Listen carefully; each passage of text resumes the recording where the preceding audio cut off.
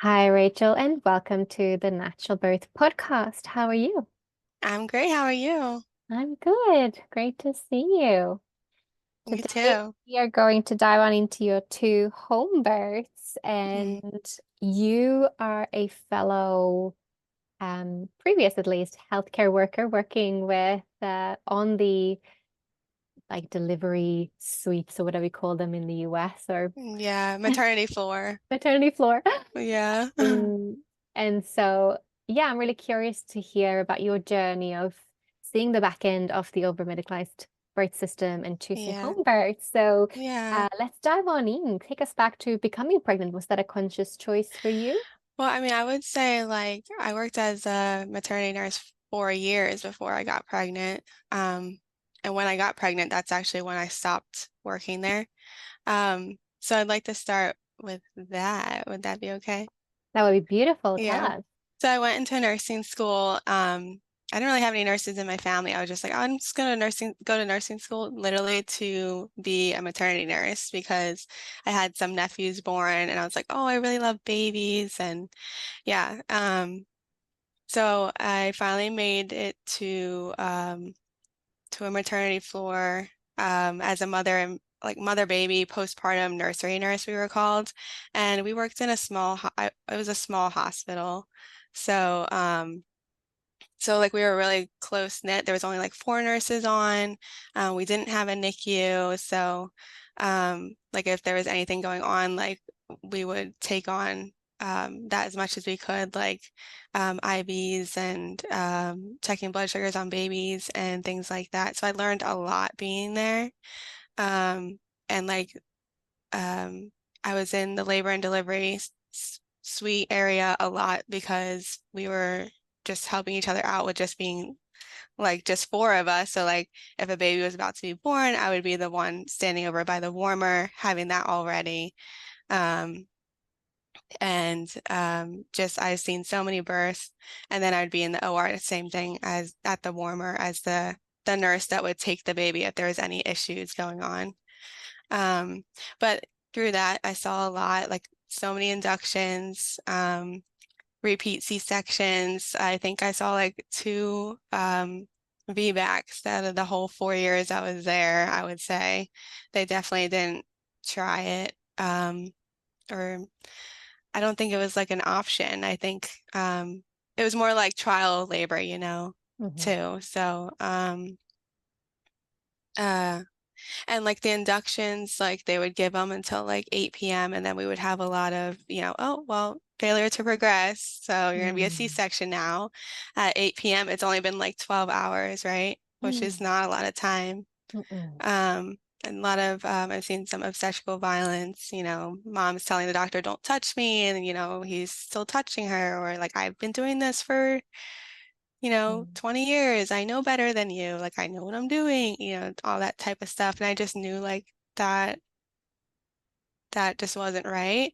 And I don't know when I got like the home birth itch. I think it was maybe already like a year in of being there. I started listening to podcasts on Instagram or podcasts and then looking at Instagrams and looking at birth photos. I'm like, wow, like these home births and they're amazing. Like I didn't even think twice of like it being weird or anything because I feel like a lot of the nurses I worked with were so brainwashed to like birth is inherently dangerous and um yeah, so it's a lot. It was pretty interesting to like be working in that system, learning the system while also unlearning the system at the same time and Mm. being like when I have my kids, like I do not want to be here. Like this is not the place to really have that wonderful experience and have your babies and Mm. yeah.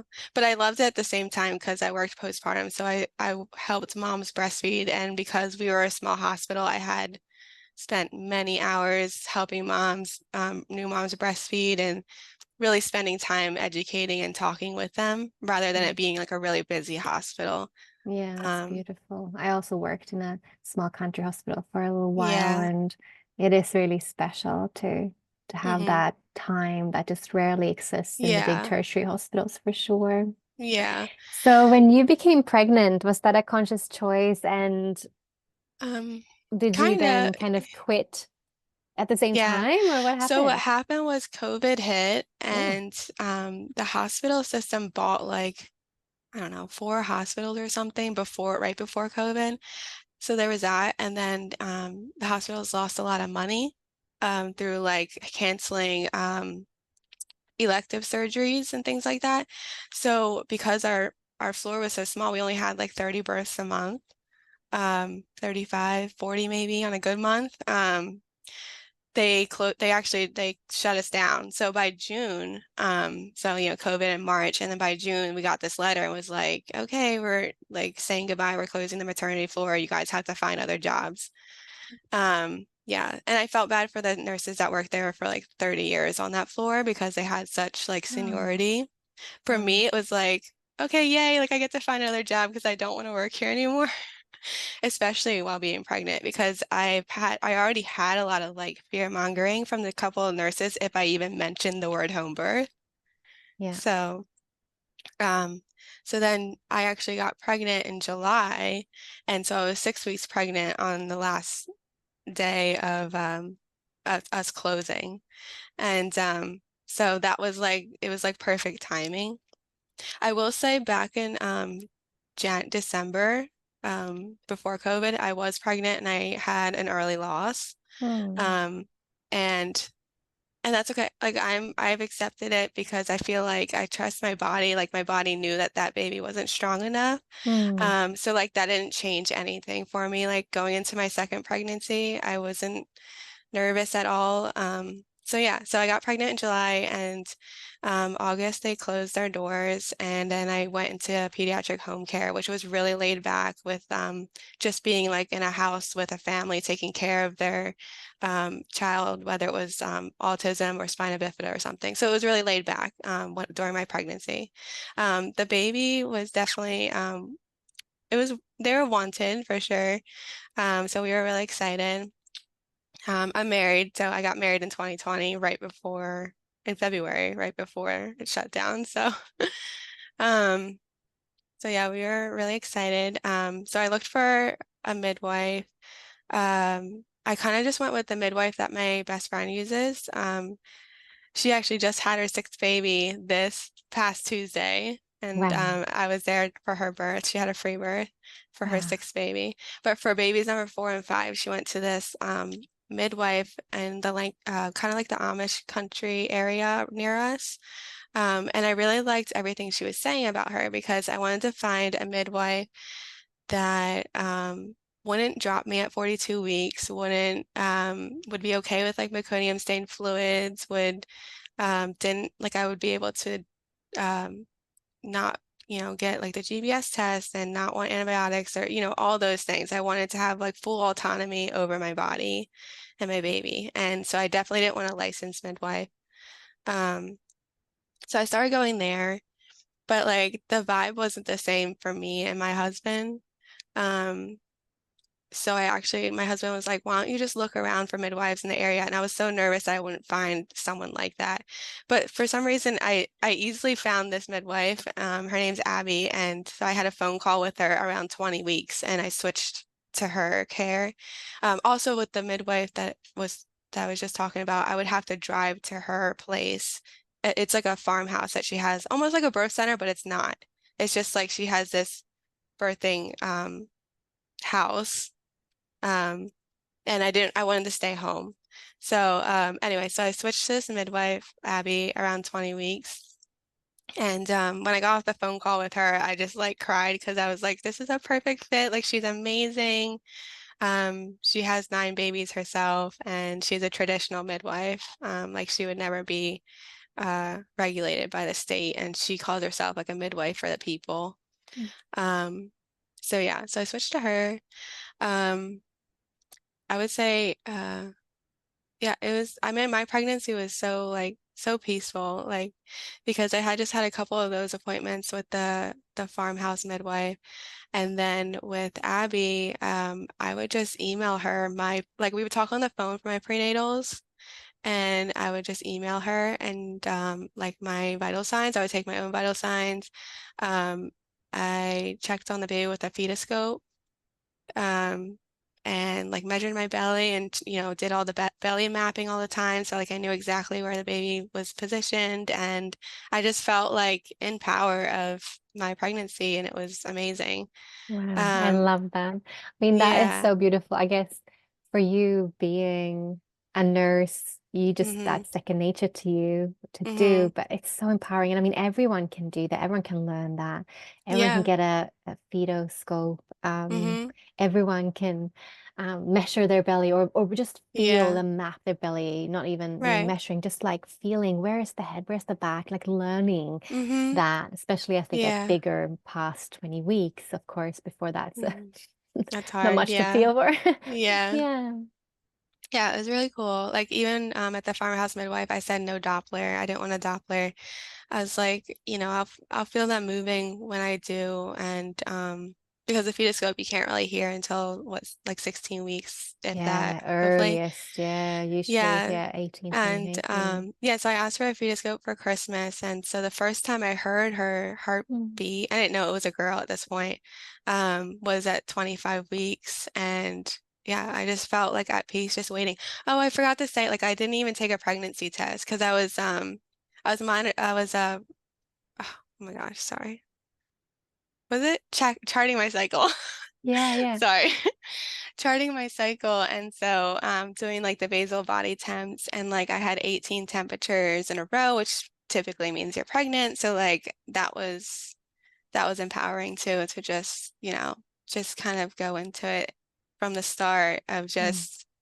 just trusting my body, and just instead of like looking for numbers on a screen or, tests or whatever, just feeling my baby grow and things like that. I So, love that. I love that you came from yeah. that medicalized world and just went Yeah. absolutely the opposite Yeah, and that was almost like my really, goal. yeah, so Yeah. empowering the whole way through, like how you Hmm. were so in Yeah. tune with your body and your Hmm. baby. Mm. Yeah, and like I knew about like ultrasound, there's nothing that says it's safe. So I was like, I don't feel called to get one. So I didn't have an ultrasound at all. My midwife, she was fine with that, of course. So yeah, I think. Beautiful. Yeah. Oh, and then in my gestational diabetes, so like that, I didn't have it. I'm saying that I borrowed a friend's uh I see, I'm stumbling on my words. It's okay. So your friends like the when you take your Yeah, blood and check your blood sugar? Mm. yeah, I borrowed her monitor, and so I checked my blood sugar with meals for a week, and then I sent my numbers over to the midwife, and she was like, "That looks great." So yeah, um, yeah, I think we can go into the birth story now. I think so. Take us there. So with your tracking, your own kind of internal wisdom knowledge, how many weeks were Hmm. you when you went into labor? And did you go into Um, labor just like that, or did you have like early labor signs, or how was it for you? so I had Braxton Hicks. Do you call him Braxton Hicks, or? Yeah. Yeah, okay. Yeah, I had those since they started around 28 weeks. Um, and they got pretty uncomfortable towards the end. So I had that, so I um felt like I knew what like some tightening felt like. Um, oh, and I did hypno babies. So I did a hypno babies program, and so every night I would, or some part of at least once a day, I would listen to a track with my eyes closed, like on the my yoga ball or something throughout my pregnancy, and that was like a time to like rest. So I really had that time every day, set aside that time every day, like and it was nice. Like if I had a busy day, it was like I connecting with my baby during that time. Um, and sometimes I would fall asleep during the tracks, and that was okay. Like supposedly your subconscious is listening to it. So I did hypno babies. So baby was due April 5th. 4th, April 4th. It was Easter Sunday, April 4th, that my baby was due. My husband was joking. He's a jokester. He laughs and jokes about everything. He's like, I really want an April Fool's baby so that I can make jokes on their birthday every year. And I'm like, no, I really don't want an April Fool's baby. And it was funny because I started getting these uh, contractions midnight on April Fool's. So like April 2nd in the morning is when I started waking up and feeling like, oh, like I'm feeling something. It's kind of waking me up. At first I didn't like realize what I was feeling, and I was like, oh, it's like something starting. And I also lost a little bit of my mucus plug the day before.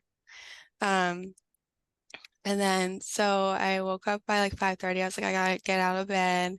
Um, and they were like 10, 15 minutes apart, but they were consistent and they were manageable. Like I would just stop what I was doing and just kind of like pay attention. Um, but still like talking fine, everything. And then I texted my midwife at like 7 a.m. and I was like, I think something's happening. She's like, just go about your day. Just enjoy your day with your husband. It was Good Friday, so he had off, which was convenient. And she's like, they'll probably pick up at night. And and she was right. So I went about my day. We went to Target, like walked around. I would just hold on to the shopping cart during a contraction. And then by 7, I would listen to hypnosis tracks too, so that I could like stay in the zone because the reason I did hypno babies was just I know that some first time moms can be in labor for 2 days. So I was like, I just want to have it as a tool to just keep me calm and focused and because I know that labor is more of like a mind strength, mind game, really. So, so yeah, so I just listened to tracks here and there throughout the day and just stayed like really calm. And like um, during a contraction, I would just whisper the word peace to myself. Yeah, Beautiful. yeah. And so by like 6:30, we had a steak dinner. I ate a big steak. But Wow. then and then I was like, during dinner, I was like, oh, these feel like a little stronger. So I was like, I'm gonna go lay down. And then they got even stronger in bed and a little closer together where I wanted to stand back up. And I was like, I'm gonna get in the shower. And so in the shower, they were like, 5 minutes apart, but a minute long, like 4 to 5 minutes apart, a minute long. And Mm. so I texted my midwife while I was in the shower. And she was like, all right, I'll come on over. And I texted my friend Cara, who just had the sixth baby. I wanted her at my birth because she's just a calm presence, very wise person. I look up to her for everything, for, um, mothering and everything. She's just amazing. So I had her there as my friend, but also my doula. Um, and so she was making her way over too. So yeah, so when Abby got there, she like didn't even check me at all. Like, I mean, I didn't want cervical checks at all. But she didn't even like ask for my blood pressure or anything. She was just like, "How are you feeling?" And I'm like, "I'm great." And she just like went to the kitchen and just left me alone, which like I did do a little birth plan and I was like, I kind of wanted to feel like I didn't want her to like be right there all the time. And Mm. I was like, I just want you far. Like I love that you're here, but I don't want you like in my space. And she was fine with that. Um, so I think we filled the birth pool in my daughter's room. And I got in because I really like hot water. And I was in there for a little bit. Yeah, the contractions were like every 3 minutes at this point. This is like 9 p.m. And then I had my sound canceling headphones on Mm. for like the hypnosis tracks. And then I think I switched to like regular earbuds, and then sometimes I had it on the speaker. It was whatever I was feeling at the moment. But anyway, then I got out of the pool to kind of like walk around the house, and my doula car, she gave me like a back massage, and I felt all the contractions in my back. So I know that's a sign of like a posterior baby, but I don't think they were a posterior because I also felt that with my second. And I feel like even when like I have a fever or something, I feel pain in my back, and I think maybe it's just the way my body Mm. is. Yeah, and it's Have you ever had moms that were like yeah, back labor, but Yeah, I also think it very much depends on like we're just built so different, right? And also Yeah. how our uterus, the womb, is positioned in Hmm. our pelvic bowl as well. Like Yeah. it's also how that is and how the baby's lying obviously is Hmm. also massively affecting that. But yeah. Yeah, so I had a bunch of back labor. I couldn't ever like just relax in the birth pool, or lay like on the couch or anything. It would make it like way worse. And so like I would say I never really went into hypnosis either with like the tools that I learned through the hypnosis tracks. But at the same time, it was okay because like it kept me calm. Like I was still really relaxed being on my hands and knees, um, or or hanging over the side of the pool. But it was a lot of back labor. Mm, So she gave me a back massage. That was nice. That was really nice. And I would just stand up and sway, holding onto my husband's shoulders and just letting my belly hang, which was the best thing that helped. Um, I felt like counter pressure on my back made it feel worse, like just more pressure on my back rather than taking away that pressure. yeah. Um, yeah. So then I went back to the pool. I got back in the pool. Um, at this point, it was like 3:30 a.m. and we heard a pop, and so my water broke. And then there was that purple sign on my buttocks that like kind of tells you that you're like around 10 centimeters. Purple line. Yeah. It Yeah. starts showing before that. But yes, Hmm. it grows and grows and grows. Yeah. Yeah. Mm. Um, so I was like, oh, like maybe we're getting close. This is exciting. Um, I was getting pretty tired by this point. Um, but it was still like, still just going with the contractions. They were kind of like 3 to 4 minutes apart. Um, and so I got out of bed. I feel like they were spacing out a little bit. And so I got out of the pool again and I was like, oh, let me go lay in the bed with the peanut ball.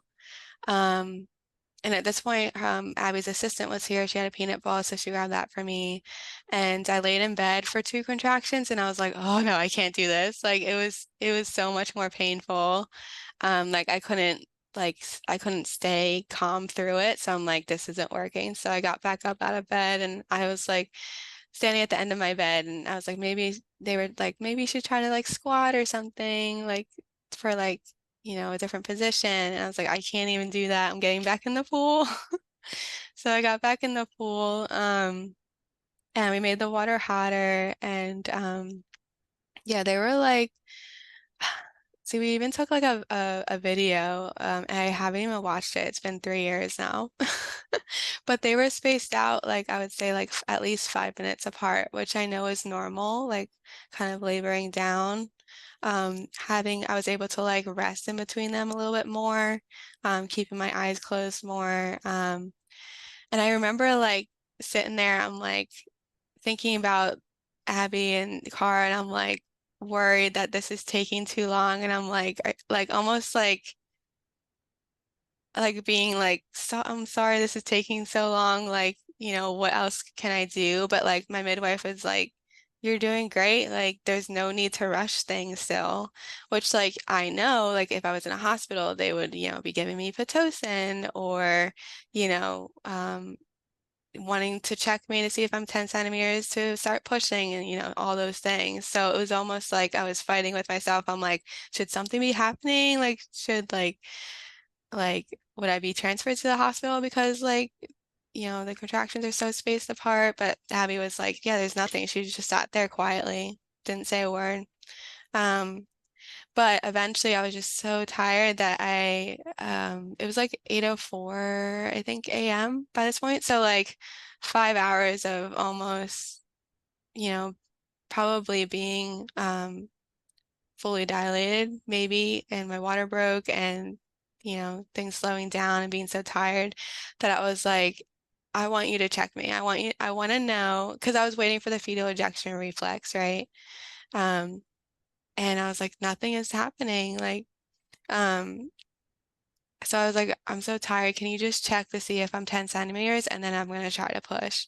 And so she checked me like really quickly. She's like, yep, you're good. Like whatever you're feeling, if you feel like you want to push during a contraction. Yeah, she's like, whatever you're feeling, you can go ahead and push. And so I started pushing and that was really hard. When you say, you think that you've been fully dilated for 5 hours, that's because you heard someone say you have the sign of the purple line. Is that correct? Because you Yeah, didn't you didn't start feeling pushy or you didn't start to bear down for five no, hours. No. So it doesn't I necessarily didn't feel mean that anything. it doesn't necessarily mean that because you can see Uh, the line that you're actually fully, it could be that you're 7, 8 centimeters, like you're getting right. there, right? So it Mm-hmm. doesn't mean that you've been fully for 5 hours just because Yeah. there's a sign of the purple line. It depends Mm-hmm. how much it's growing and where it's at on your bum, in your bum crack. Mm-hmm. And so are you saying that at this point she texts you and by then you are yourself pushing, or did you ever feel the urge to push here? I did not feel the urge to push at all. Right. I wanted to push, and I know that like went against like what I knew as normal physiological birth is just waiting for that urge to push, but like it was not coming. I I don't Yeah, know. I mean, it also I depends on where your baby's head is at. yeah. So, it needs to come really low for it to kind of Mm-hmm. activate that kind of involuntary action. But also, Right. there are some women that will not have that. Mm-hmm. Yeah. Maybe you're one So of them. I don't know. Yeah. I mean, I felt it with my second. So Right. Okay. So maybe it was just how your baby was lying at that point. It was yeah. probably a bit too high for you to fully feel that at that I point, maybe. wonder, because it was my first baby too, and I wonder if maybe I was because of being in the pool, like the gravity wasn't as Yeah, strong. can be. Um, and then that kind of goes into my second birth because I was standing up. But yeah, so I started pushing and that was really hard. Like just feeling like you're basically pooping out the biggest poop of your life and just kind of mentally getting past that. Like, no, it's a baby, like you know. And yeah, so I only pushed for like 20 minutes. Um, and her head was out and I was in the pool with doing like the runner's lunge, like kind of like one leg up, one leg down, holding onto the sides, and then I would switch my hips and have the other leg up and just kept doing that. Um, and so her head came out, really, the ring of fire was definitely there in the water. Um, and then, like, I didn't have another contraction for almost 4 minutes. And so, just hanging out with her head there.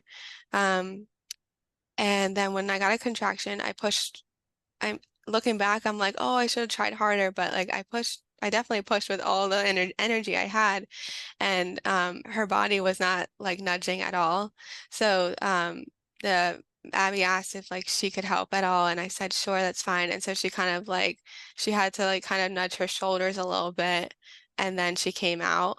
And she handed her to me, and I flipped over onto my butt and sat back in the water holding her. And the baby, she was floppy.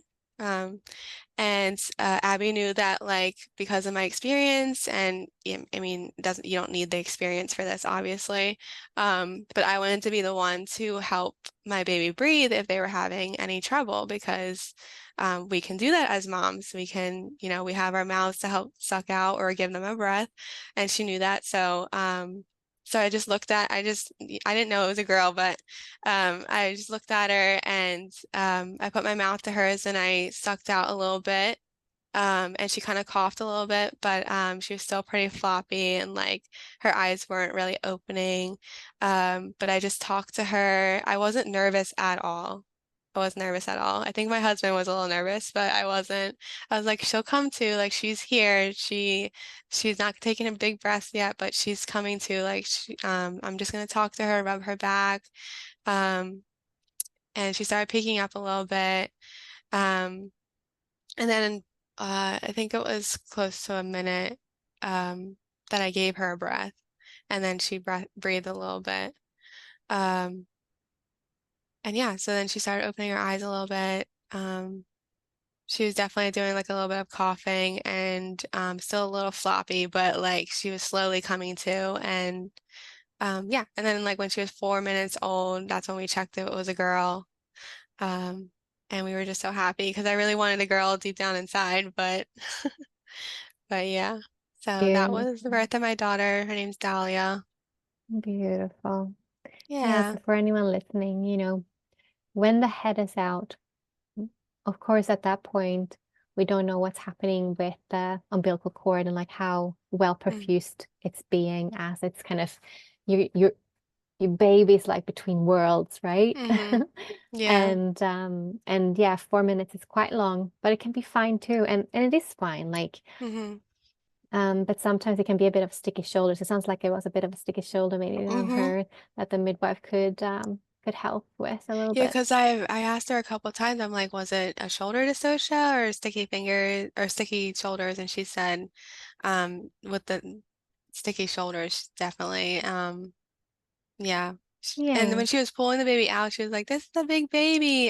She's 8 pounds, 8 pounds, 13 ounces, which is not that big. No. That would be big And for a hospital, but yeah, that's not that well, big. but that's the thing is it's not the size of the baby necessarily at all, Right. right? Like No. I don't know about pounds because that's not how I use kilos.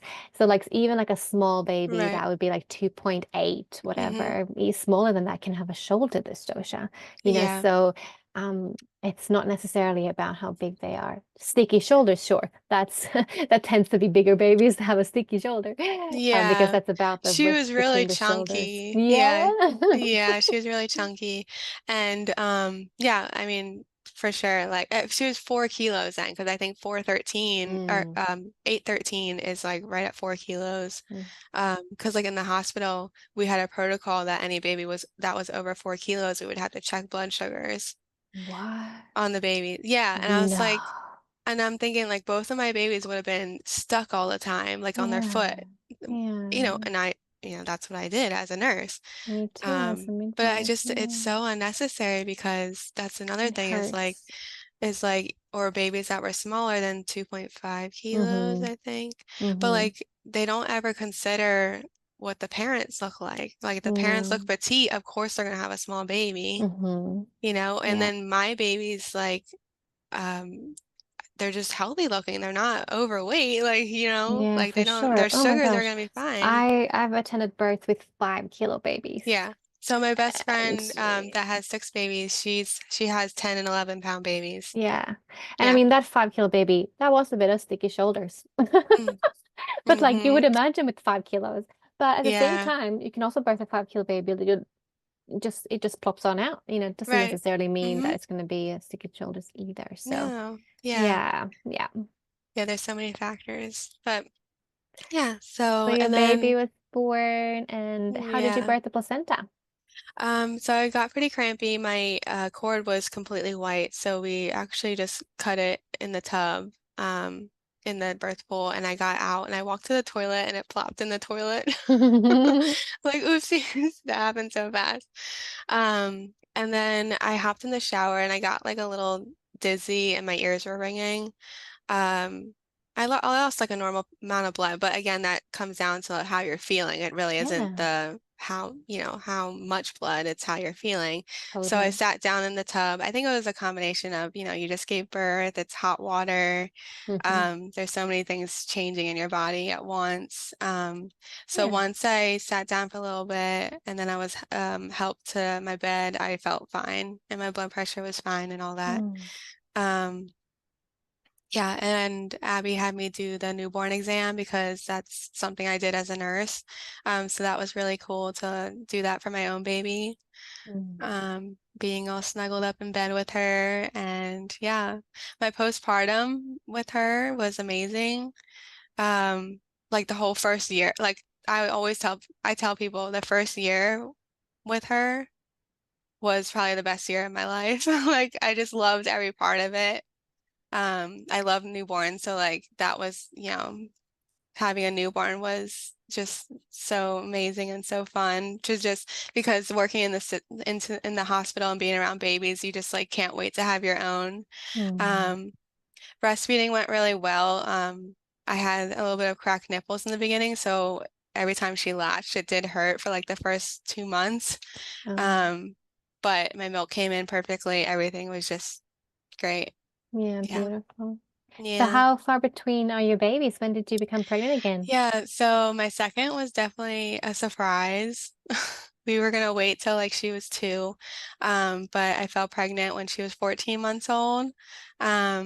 Yeah, so it was definitely a surprise. It was hard to like track my cycles, with breastfeeding and being up through the night, and so I wasn't doing that like the same I was with her. So yeah, it was a surprise when I realized I like didn't want to drink coffee one morning. I'm like, oh no. Was that the Um, first sign? well, my nipples did hurt from breastfeeding her, but like she was just sick, and I thought like, oh, she was just nursing so much, like I'm just sore now. And then the coffee sign, like not like coffee just sounding like gross when you want to drink it every day, and then all of a sudden it's gross. I'm like, I should take a test. So I did take a test, and I was like, and when I took the test, immediately I thought in my head like, oh, it's a boy. So like I had this intuition that it was a boy right from the start. But yeah. And I told my husband the next day, like I kept it quiet for like 24 hours. Really? Yeah. Why? Um, well, I will say like I'm pretty open about this. Like we were having issues in our marriage. I mean, a lot of marriages I feel like get really rocky after having kids. Oh yeah. And so we were having issues in our marriage. That's also why we wanted to wait because we wanted to be our best for when we would bring in another child.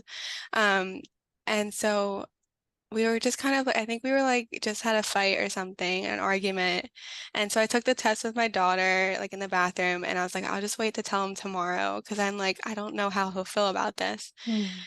And so the next day after we put her to bed, I sat next to him and I was like, we really need to start marriage counseling because I'm pregnant. And he was so excited. He was like, that's what we want. Like it's gonna be totally fine. We're gonna like I'm so happy for us. Like yeah, so it was all like positive news. He was like, yes, we need to like go into therapy, but he was all for it. And the marriage counseling was great. And Amazing. by like the sixth visit, we were like, what should we even talk about? So we stopped going. Hmm. I think 2 months before the baby was born. But but yeah, that was very helpful. Because I think statistically, like a lot of marriages wait t too late, like 7 years into the marriage before doing therapy.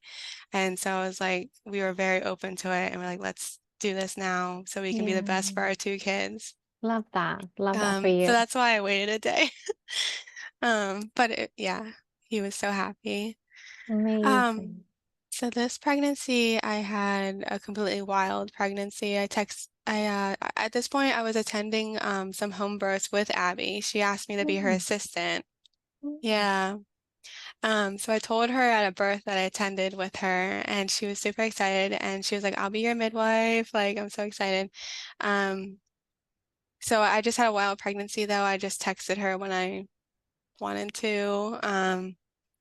And yeah, I did a little less like monitoring of the baby, especially like my blood pressure and stuff. Like not until like later, like after 20 weeks, I started like just taking my blood pressure like every 4 weeks or something, and then, a little closer, checking the position of the baby. He turned breech a couple times, and so I did like my hands on the floor and my hips up on the couch.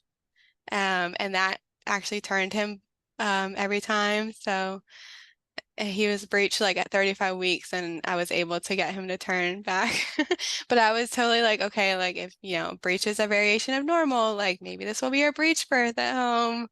Um, um, let's see. I did get out. So I I I don't know why, but like I just felt like I needed to know what his gender was. Like I needed to know that he was a boy. Mm. And so I thought about it for 2 weeks and I'm like, okay, I'm gonna get an ultrasound.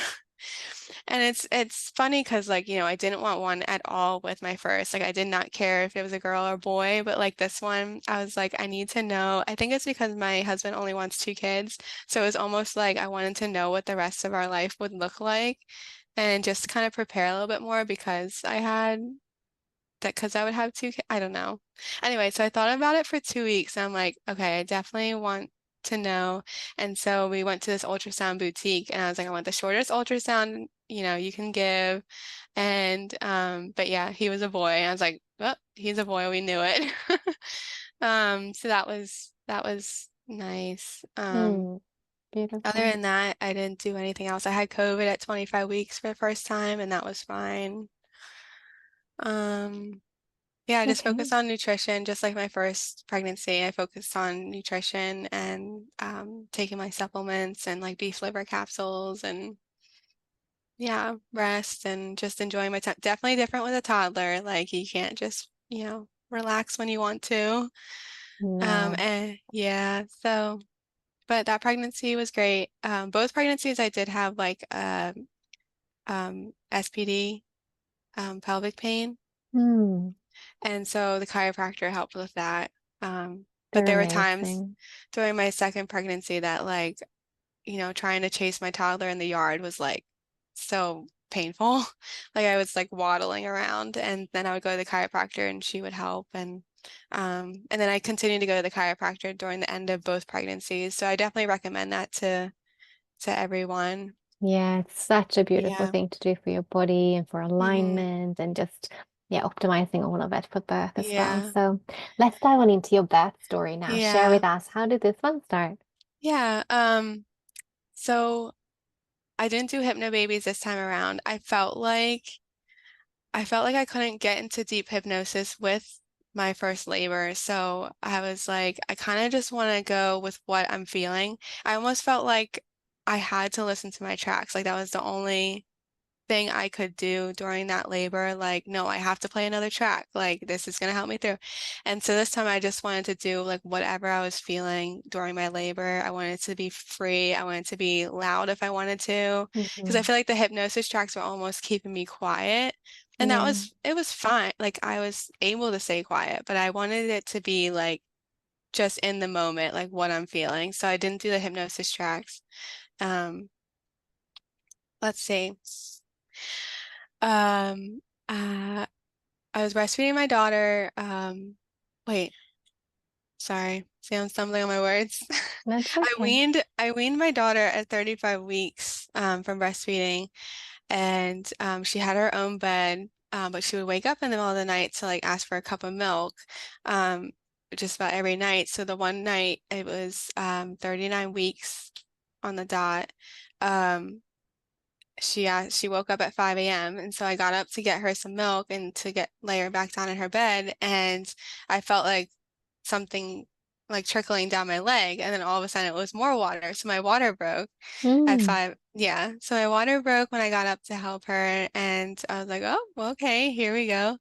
And I did have prodromal labor the 2 nights before this for like a couple hours before bedtime. And my Braxton Hicks, I started at 22 weeks this time, and they were just so uncomfortable. Like they were so uncomfortable to the point where like I would have a Braxton Hicks and I'd be like, okay, my water's gonna break. Like it was so, so strong, Mm. but like not contraction strong, but just so tight that I'm like, this is gonna break my water. Like, and it never happened, but I'm like, these are so uncomfortable.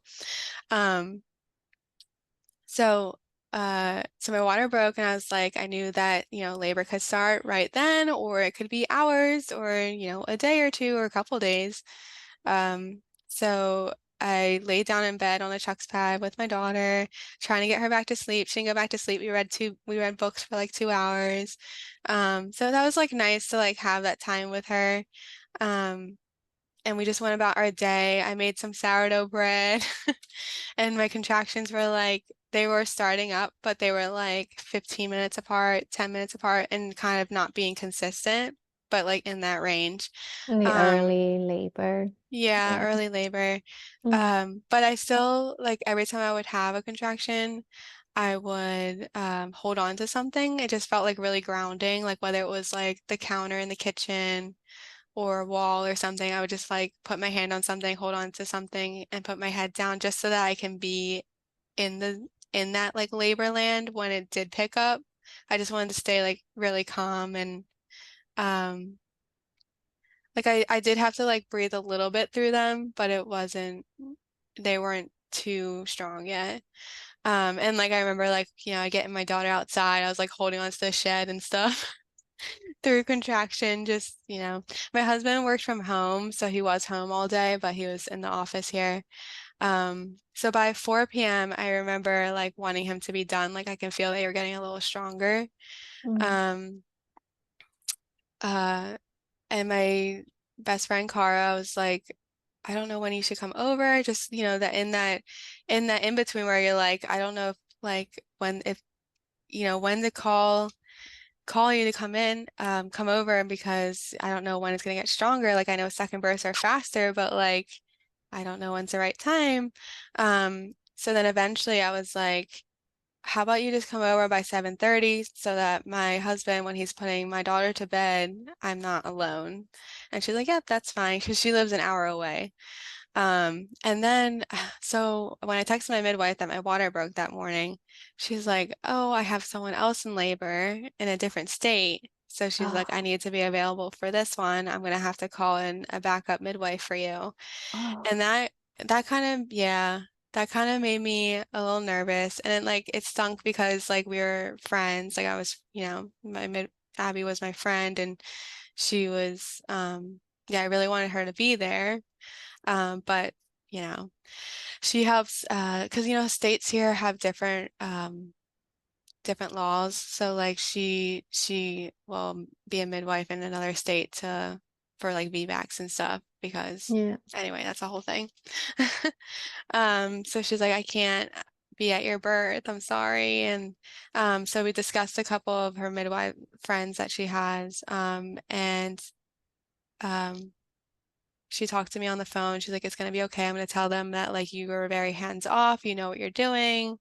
Um, so and then my friend Cara was like, it's gonna be okay. Like, I'll be there, make sure that everything goes smoothly as much as we can because, birth is unpredictable. And so I was like, okay. So I just came to terms with that and I was like, okay, it's gonna be all right. So, the midwife, she lived over an hour away too. And I got in the shower by like 7 and I was like, they started picking up again, just like my first, in the shower. And I was texting from the shower. I'm like, they're like 4 to 5 minutes apart, but I'm fine. And Abby was like, nope, I'm gonna text the midwife. She's gonna be on her way because it was February, so February 27th, so he's almost a year old now. Um, she was like, there's a storm coming. Yeah, so I'm gonna tell her to come. So everyone was here uh by like 7:30. And this time I also hired a photographer. Mm. Um, yeah, and so I was excited about that. So everyone was here by 7:30 and yeah, they were like 3 to 4 minutes apart and I was just focusing through them when it would happen and then when the contraction would end, I would just pop my head back up and just smiling and just I felt like I was just like hanging out like with my friends. My husband was making tacos. So like he had tacos ready for people. Um and when the midwife got here, I have met her before. Like, my midwife actually trained her, and I also met her through this meetup that we had at one point. Um, so her name's Christiana, and she came in and she was just very like she didn't bother me again at all. She was like, "How are you doing?" I'm like, "I'm doing great." And she was letting my daughter like play with her laptop. Like she was very like laid back. And so it was a good atmosphere. Um, and then so my husband went and got my daughter to sleep and I decided to go lay down on the bed and I had Cara play with my hair because I really like that. It's just really relaxing when someone plays with my hair. But again, like they instantly got stronger in that moment. Um, and I was like, nope, can't lay here. I want the pool filled up. Before my husband took my daughter to bed, they blew up the pool and he showed her how to fill it up with water if I needed it while he was with my daughter. And so yeah, I was like, I definitely like need that now. And so she filled it up. I got in the pool. I was like, I need it hotter. It was so cold. I don't know if it was like the hormones of being cold or the water was actually cold, but I'm like, I need this really hot. Um, And then like I think 20 minutes went by and they were getting a lot like really strong, 3 minutes apart. And I was like to Cara, my husband was still with trying to get our daughter to bed and she was being rambunctious, I guess, just because the commotion of everyone coming over, it's hard for her to calm down. I was like, but I really need him. So she actually switched with him and got her to bed, which was so helpful. And so I was like, I really need my husband. I need like, that comfortableness with him. And so I just, yeah, so he was there just whispering in my ear my words of affirmation and um, saying I love you, making jokes, which he's like, do you want the baby now, like today or like after midnight? I'm like, today. So like it was quick where like I was feeling I was feeling like I wanted this over with, which was shocking. It was shocking to me because I felt like it happened so quickly from like early labor to like I want this over with. But I didn't want to say that because I felt like I know people say that during transition, and I was like, well, what if I'm not in transition? So instead, I was saying, I just want to hold my baby in bed. I just want to hold my baby in bed. Like, I just want to get to that point. Um, and so then I remember at this one birth I attended with Abby, we had the mom stand up for like gravity, and that really helped. And so I that thought came into my head, and then so I stood up, and I think I stood for like over an hour through the contractions with my feet in the pool still, but just holding on to my husband. And they were so strong, like stronger than my first birth. Like, yeah, I don't remember my first labor being like painful. Like, I remember the intensity of it, but like this one was like, oh, this is pretty painful. Like, I definitely want this over with.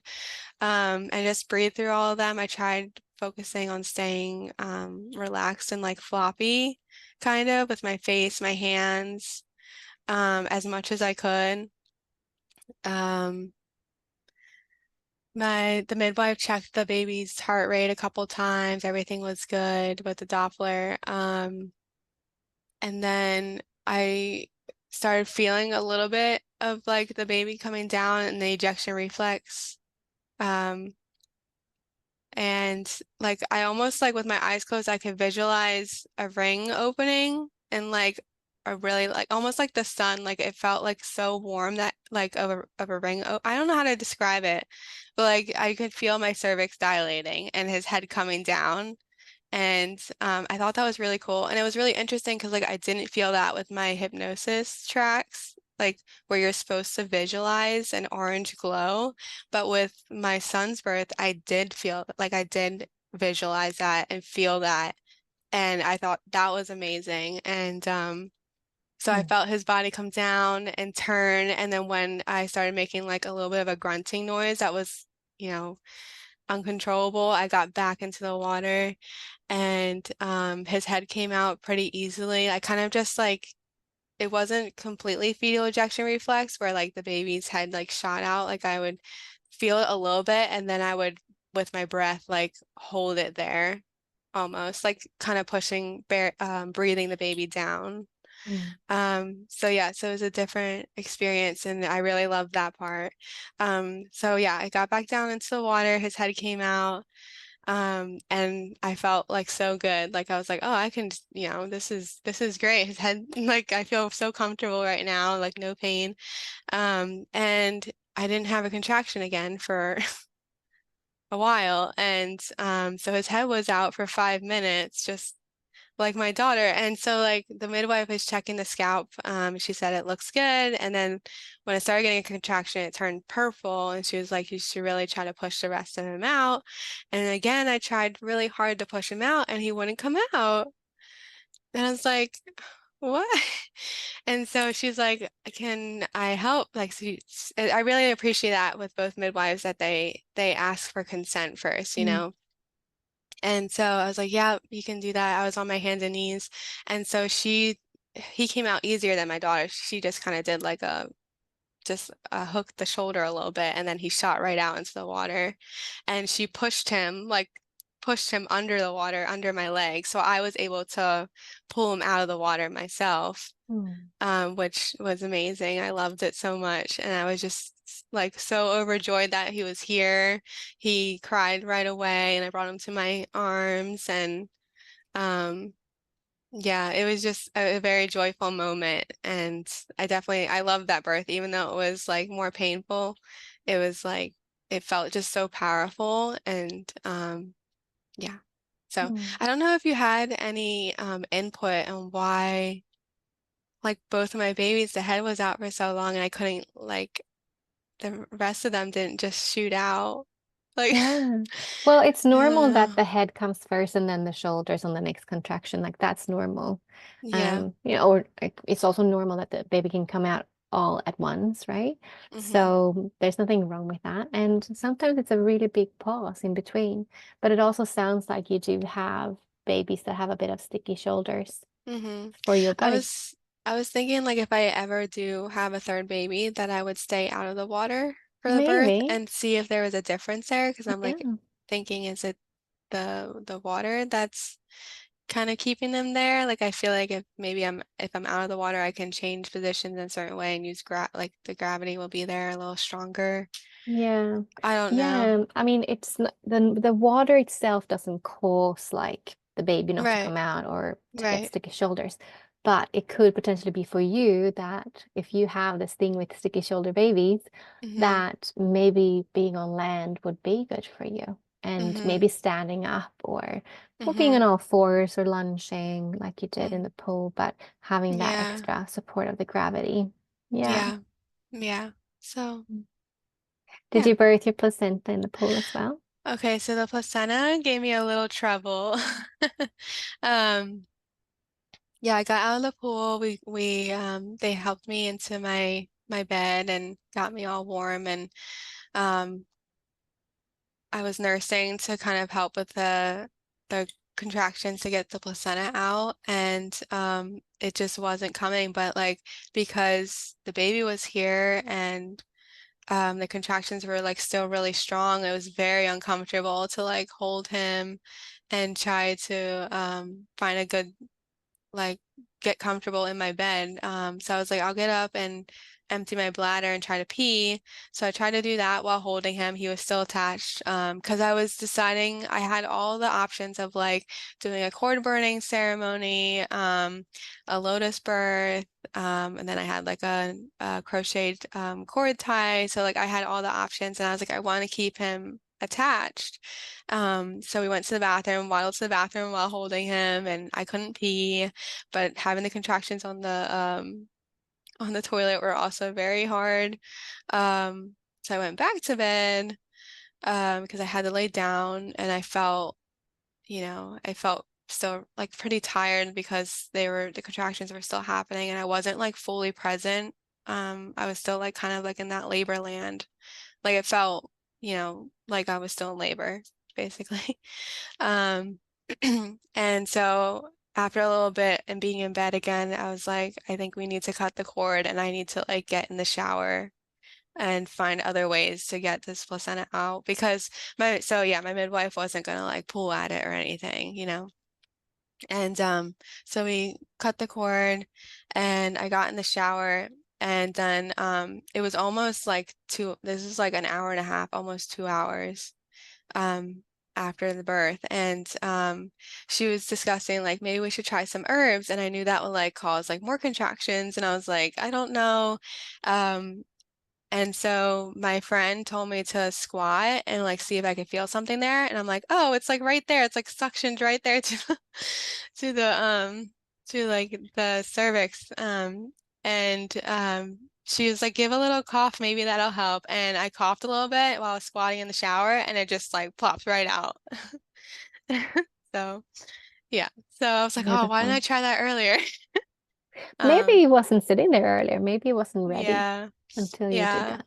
And then I Mm, had like a bunch of clots come out, of course, after that. So I just chilled in the bathtub. I had my friend get me the sourdough bread that I made earlier and some broth for me to eat and drink before standing up again, just in case.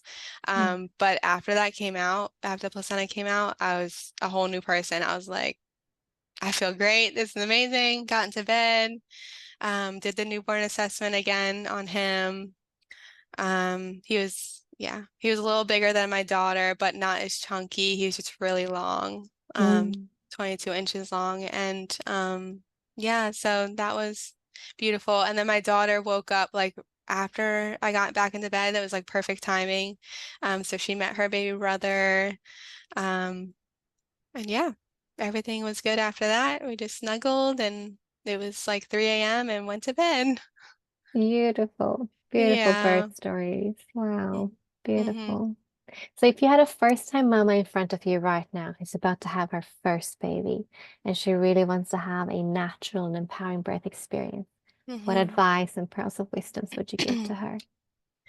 Um, I kind of have two. One is like we take responsibility of our babies like right after they're born, right? But I think that responsibility starts in pregnancy. So, like you are, the decision maker over your body and your baby, and because we kind of give that away to the system, right?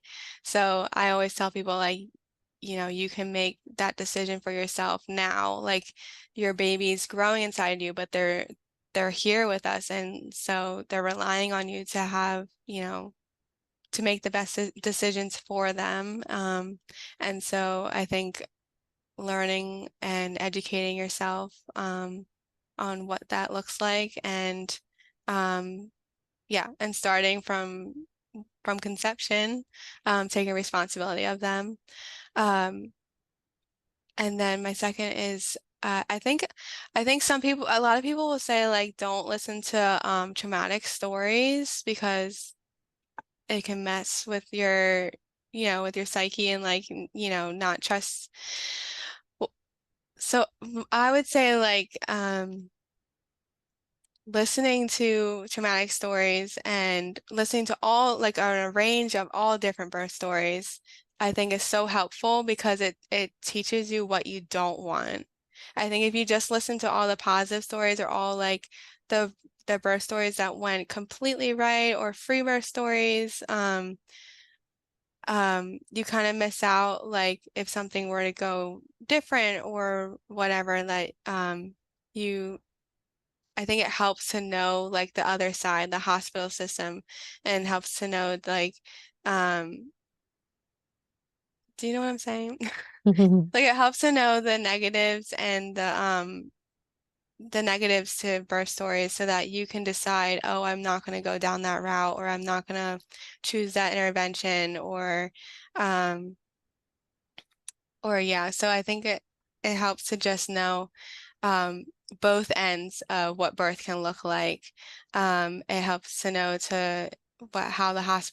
how women are treated in the hospital, or what goes down with the cascade of interventions, but then also helps to know um, like what a what a home birth can look like, where you're not touched at all and you're not bothered at all and you're in your own power to decide like what you actually want for yourself. Because I think everyone has a different idea of what keeps them safe. So like I don't try to down talk hospital birth at all because if that makes you feel safe, then sure, go through that route. But just know that you're going to be coerced into certain things. And so if you want to try to have a normal physiological birth in the hospital, you got to work really hard for that.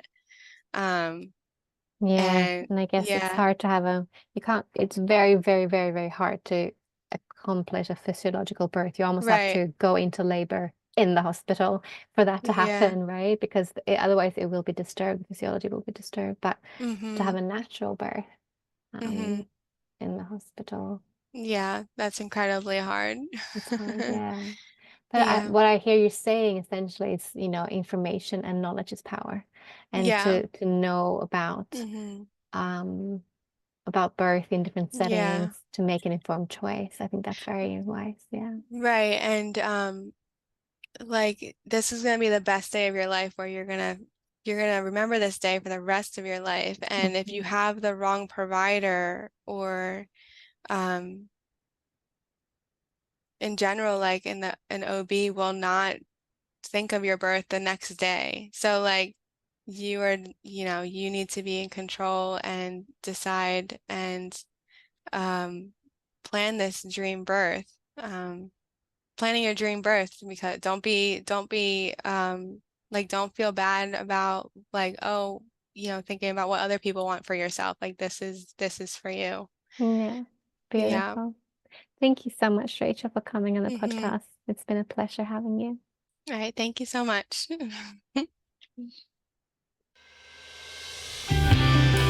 Thank you for listening. If you love this podcast, then please consider sharing it, leave a review, or make a contribution on our Patreon page. And if you want to connect on social media, then find the podcast on Instagram as The Natural Birth Podcast. Thank you for listening.